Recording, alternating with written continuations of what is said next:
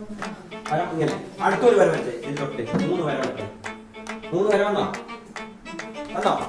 ആ ഇനി ഈ രീതിയിലാണ് നിങ്ങൾ എഴുതുന്നത് ഇനി വര മടക്കാണ് ഈ മടക്കുക ആ മടക്ക് എന്ന് പറയുന്നതാണ് ഈ 3 വര ഇത് നോക്കാം